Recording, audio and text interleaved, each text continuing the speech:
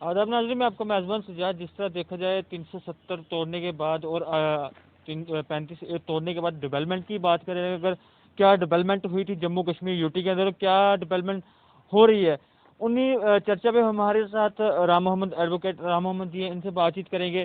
Sir स्वागत है splendid news network में। सब जब से 370 तोड़ा गया था, आर्टिकल 35 ख़त्म कर दिया गया था जम्मू कश्मीर यूटी के अंदर, और यूटी को कन्वर्ट कर दिया गया था, क्या लगता है आपको डेवलपमेंट हुई है? इलेक्शन पे इलेक्शन करवाई जा रही थी, उसमें क्या कहना है आपका? देखिए, जहाँ तक मैं समझता हूँ, ये जो यूटी का इस समय जे.एंड.के की आप बात कर रहे हैं, या 35A की या 370 की, ये एक मैं नहीं, जम्मू कश्मीर की जनता भली भांति जानती है कि इसको क्यों तोड़ा गया और किस कारण तोड़ा गया, ये सभी जानते हैं। इस समय डेवलपमेंट की बात करें या इलेक्शन की बात करें, अगर इंडिया के अदर पार्ट्स में जो है, अदर स्टेट्स में जो है इलेक्शन हो सकती है, यहाँ पर पंचेस के इलेक्शन हो सकते हैं, सरपंचेस के हो सकते हैं, बीडीसी के हो सकते हैं, डीडीसी के हो सकते हैं, तो असेंबली के जो है इलेक्शन होना बहुत ज़रूरी था। सरकार जब तक चुनी हुई सरकार नहीं होगी, तब तक लोगों के रियल इश्यूज़ को जो है वो एड्रेस नहीं किया जा सकता। जब से जे.एंड.के में एलजी साहब के ज़रिए जो सरकार चल रही है, तब से जो है हालात दिन ब दिन जो है वो बिगड़ते जा रहे हैं। वो किसी भी क्षेत्र में आप देख लें, हालात जो है लगातार बिगड़ते जा रहे हैं।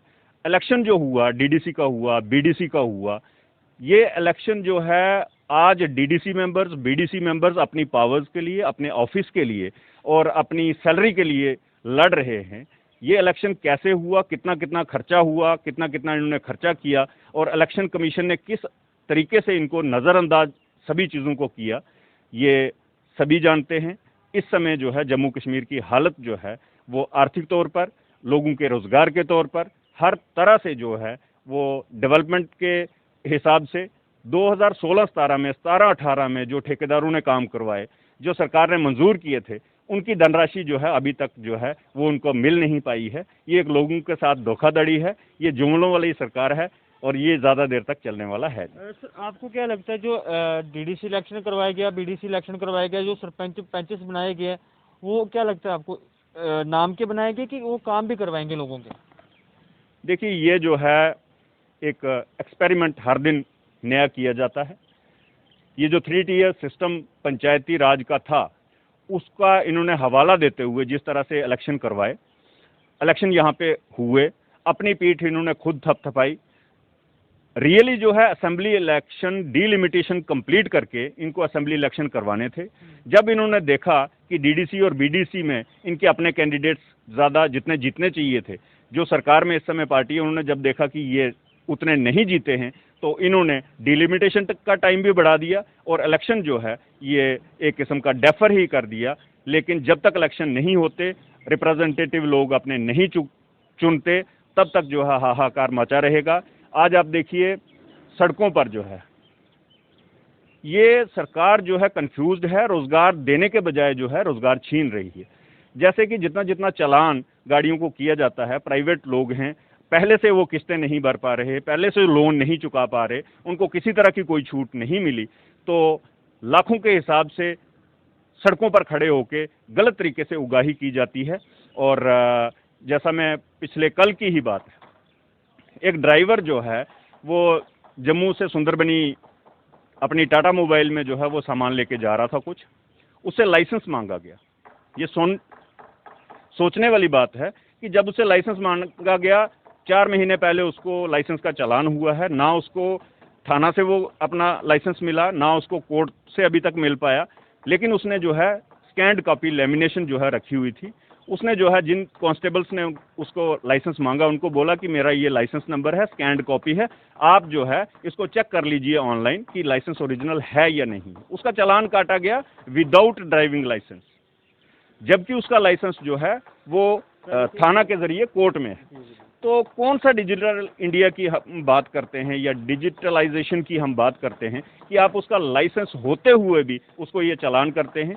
और मुझे नहीं लगता आने वाले 6 महीने तक उसको कागज़ वो मिल पाएगा।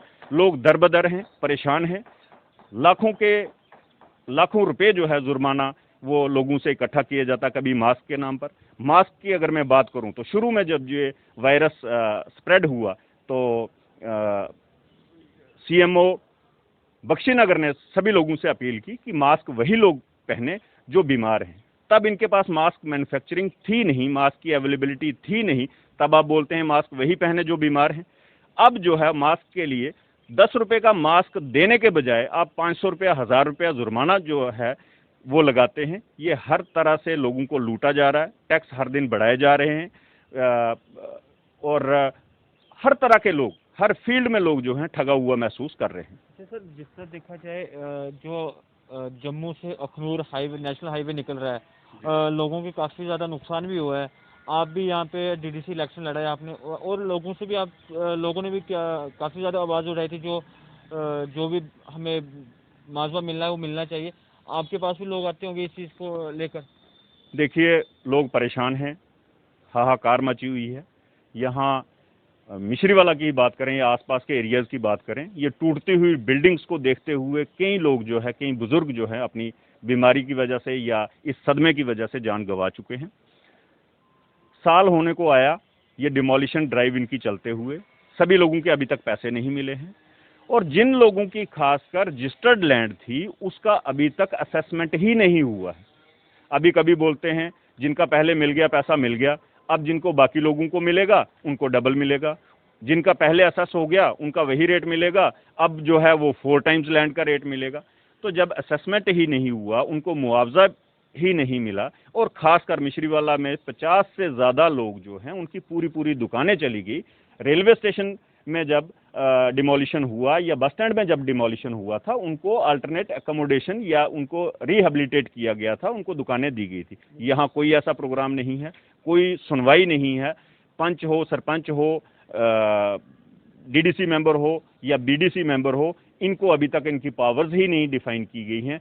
ये बेचारे अपनी सैलरी के लिए जो है वो लड़ रहे हैं, सोच रहे हैं लाखों रुपए खर्च करके जो हम जीते हैं तो वो पूरे कैसे होंगे, उस जिद्दोजहद में हैं। बाकी जो है काफ़ी सारे नेता जो हैं वो अपने किसी न किसी डर की वजह से, सरकार के प्रेशर की वजह से, एजेंसीज की प्रेशर की वजह से दल बदलू होकर उन्हीं के साथ जा रहे हैं कि वहाँ जाके हम जो है राहत पाएंगे। सर जिस तरह देखा जाए दिन ब दिन जो बेरोजगारी बढ़ती जा रही है, और जहाँ पे अगर बात करें माइनिंग के साथ में, कि माइनिंग के काफ़ी लोगों ने ट्रैक्टर या टिप्पर्स वगैरह डाल के रखे हो तो उस पर काम करते थे, क्योंकि नौकरी तो है नहीं जम्मू कश्मीर यूटी के अंदर, तो उसी से गुजारा चलता था। उससे ज़्यादा नहीं कहता 20 से 25 फैमिली अपना घर चलाते थे। लेकिन माइनिंग भी बंद कर दी गई है और नौकरियाँ भी जम्मू कश्मीर में दिख नहीं रही है।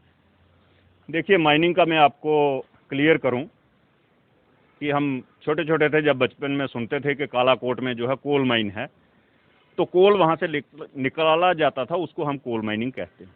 ये जो रिवर्स में ये जो बरसाती नाले हैं या खड्डे हैं या नदियाँ हैं, इनमें जो ऊपर से बह के रेता, बजरी या पत्थर वहाँ से आता है, उसको अगर लिफ्ट करके बेचारा कोई ट्रैक्टर वाला, ट्रॉली वाला या टिप्पर वाला अपने घर बनाने के लिए या पड़ोसियों के घर बनाने के लिए, अपनी रोजी रोटी कमाने के लिए अगर वो मटेरियल ढोता है तो उसको जो है वो एक गलत नाम दिया जाता है, ये माइनिंग है। वो माइनिंग नहीं है, माइनिंग का मायने कुछ और है। ये जो बोलते हैं माइनिंग माफिया, तो अगर ये माइनिंग माफिया है, जो लोग अपनी ज़रूरत की चीज़ें पूरी करने के लिए रेता बजरी पत्थर ले जाते हैं, तो सरकार जो दनादन पहाड़ों के पहाड़ खोद कर सड़कें बना रही है या यहाँ से निकाला हुआ मटेरियल जो है पंजाब में जा रहा है, अदर स्टेट्स में जा रहा है, तो क्या वो माइनिंग नहीं है?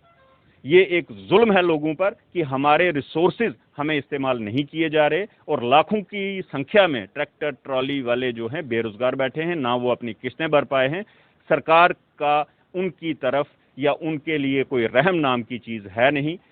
चलो देखते हैं हम भी कि कब तक ये जुल्म इनका सरकार का चलेगा।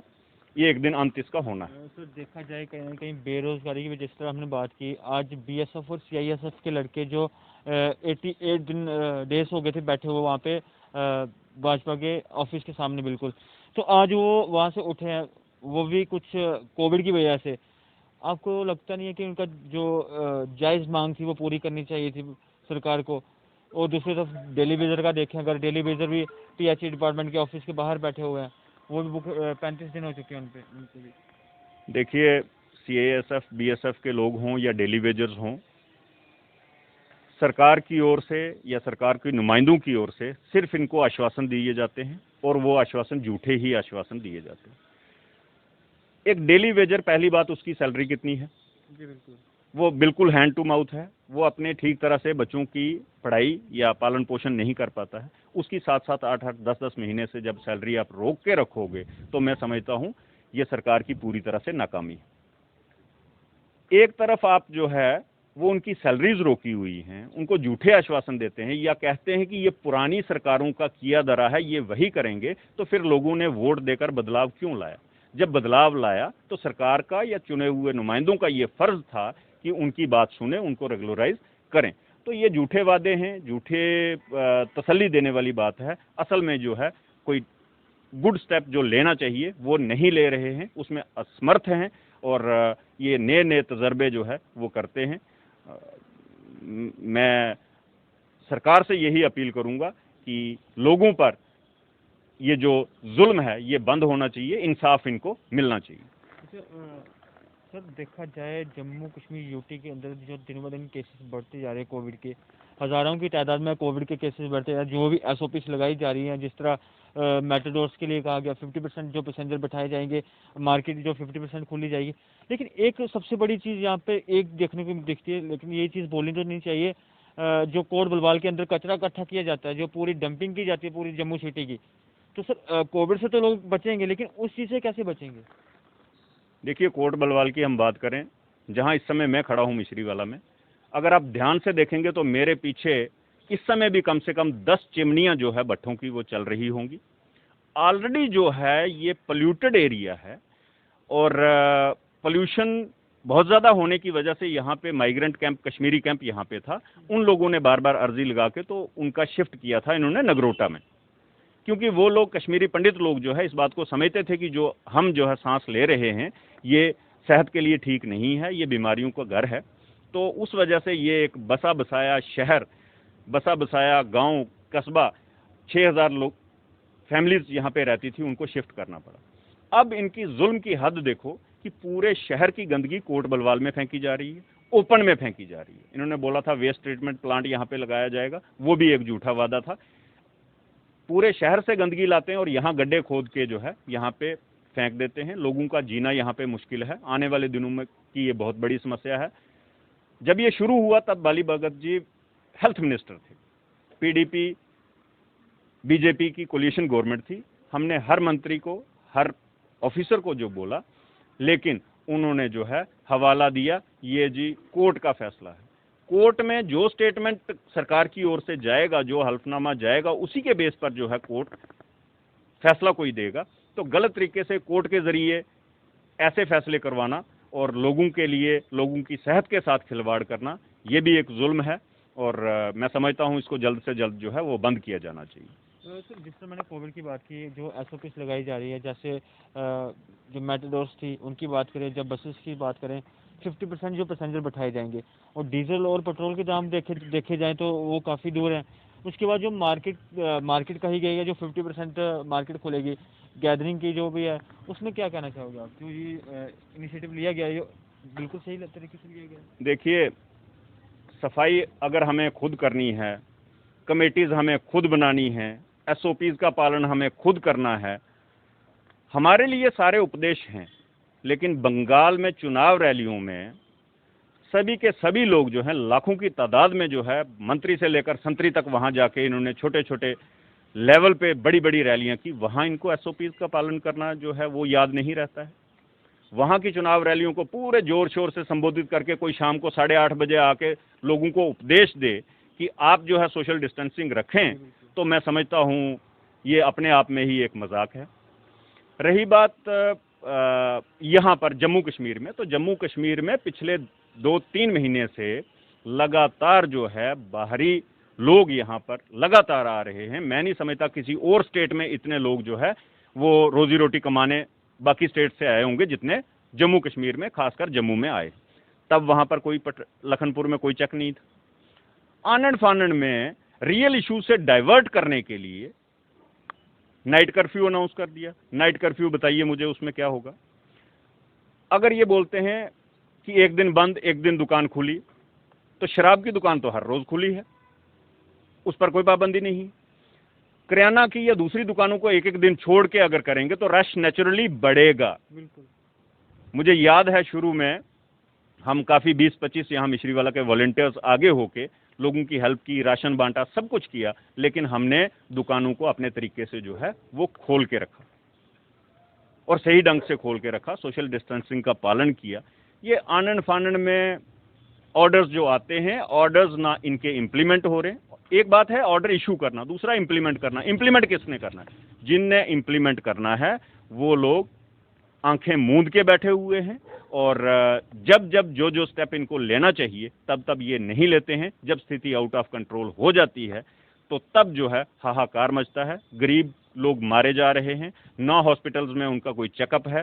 प्राइवेट हॉस्पिटल्स जो हैं वो धड़ल्ले से, जितने भी सरकारी डॉक्टर्स काबिल हैं जो ट्रीटमेंट दे पाएं वो अपनी प्राइवेट प्रैक्टिस करते हैं। सैलरी वो गवर्नमेंट से लेते हैं और प्रैक्टिस वो अपनी चलाते हैं। लोगों का, मजदूरों का, गरीब लोगों का जो है वो हालत दिन ब दिन बढ़ती जा रही है। और इस टाइम में जो है मैं समझता हूं जहां रोजगार देना चाहिए या सरकार को कोई मदद देनी चाहिए, वो लोगों को उल्टा जो है उनका रोजगार छीनने का काम कर रही है। मैं अपनी लॉयर्स की बात करूंगा कि जब कोविड का हुआ, उनको एक छोटा सा इंस्टॉलमेंट एक मजाक के तौर पर वो दिया गया था। हाँ जी, ये है। पूरे साल में क्या 4-5 हज़ार रुपये किसी भी एक तबके को देकर तो उनको भला किया जा सकता है या किसी की रोजी रोटी चलाई जा सकती है? वैसा कुछ नहीं है। ये हर दिन नया कानून आता है, कभी रजिस्ट्रेशन का बदल गया, कभी जी गिरदावरियां कैंसिल हो जाएंगी, कभी जो है वो खासकर स्कूलों की हम बात करें, बच्चों की हम बात करें, तो सरकारी स्कूल में ये बोल रहे हैं प्राइवेट स्कूल लूट रहे हैं। अरे लूट तो सरकारी स्कूल में है, समझने वाली बात है। 30 टीचर, 26 बच्चे, सैलरी कितनी है? बच्चे कितने हैं? प्राइवेट स्कूल 16 टीचर, 250 बच्चे, 300 बच्चे। और सरकारी स्कूल में पढ़ने वाले बच्चों को राशन, बुक्स मिलेंगी, तो जो गरीब बच्चा प्राइवेट स्कूल में पढ़ता है उसको जो है बोला जाता है अगर आप प्राइवेट स्कूल में पढ़ाओगे आपका बीपीएल का राशन बंद कर दिया जाएगा, आपको जो है और बेनिफिट्स नहीं मिलेंगे, आपको जो है कोई किसी तरह का सरकारी मदद नहीं मिलेगी। ये डरा धमका के किसको बता रहे हैं? प्राइवेट स्कूल जितने भी हैं, अगर सरकारी स्कूल के टीचर या सरकारी स्कूल इतने ही काबिल हैं तो जितने भी सरकारी स्कूल के टीचर हैं उनके अपने बच्चे सरकारी स्कूल में क्यों नहीं पढ़ते? वो प्राइवेट स्कूल में क्यों जाते हैं? तो ये चंद लोग जो हैं लोगों को गुमराह करने के लिए ये ऐसी चीज़ें की जाती हैं और लोगों को गुमराह किया जा रहा है। किसानों की हम बात करें तो देखिए, अगर हम किसान को या मजदूर को पूछेंगे ना कि आप टैक्स देते हैं, नहीं नहीं नहीं, वो बोलेंगे हम कोई टैक्स नहीं देता। लेकिन वो जितने भी प्रोडक्ट्स खरीद रहे हैं उन पर जो है वो टैक्स तो देते ही हैं, लेकिन उनको जानकारी नहीं है या बताया नहीं गया है। फर्टिलाइजर महंगा कर दिया, सीड महंगा कर दिया, पेट्रोल डीजल में किसानों को, लोगों को कोई राहत नहीं दी। एक तरफ आप किसान को बोलते हैं 500 रुपया महीना देंगे, दूसरी तरफ 1500 रुपया इनडायरेक्ट रूप में उनसे टैक्स ले लेते हैं, तो ये सरासर गलत है। प्राइवेट स्कूलों के टीचर्स की एजुकेशन डिपार्टमेंट ने लिस्ट मांगी कि आपकी कितनी कितनी सैलरी ड्यू है, ऑनर से मांगी, उस मैनेजमेंट कमेटी से मांगी, वो लिस्टें सारी गई। उन लिस्टों का क्या हुआ? कुछ नहीं हुआ। बीपीएल के लोग या पुअर पीपल या अदर कास्ट के लोग जो हैं जिनको गवर्नमेंट की ओर से स्कॉलरशिप मिलता है, तो प्राइवेट स्कूल में पढ़ने वाले उस इनकम वाले बच्चों को स्कॉलरशिप क्यों नहीं मिलता? तो ये सरासर एक धोखा है, धांधली है, लोगों को बेवकूफ़ बनाया जा रहा है। चलो धीरे धीरे लोगों को समझ आ रही है। मैं समझता हूं कि आने वाले दिनों में रीजनल पार्टीज के संजीदा लोग जो दल बदलू नहीं हैं वो आके लोगों को इस बात की जानकारी देंगे और लोग समझेंगे। आने वाले चुनाव जब भी आएंगे लोग इनको मुंह तोड़ जवाब देंगे। शुक्रिया हमारे साथ जुड़ने के लिए सर। ये थे हमारे साथ राम मोहम्मद, जिनसे हमने बातचीत की, काफ़ी मुद्दों में बात की, जिस तरह डेवलपमेंट की बात करें या बेरोज़गारी भी बात कर लें, काफ़ी मसले मसाइलों में बात की। और इनका भी यही कहना है, जो भी ये सिर्फ सरकार जुमलेबाजी ही कर रही है और कुछ नहीं। इस तरह देखते रहे स्प्लेंडर न्यूज़, मुझे दीजिए इजाज़त, आदाब।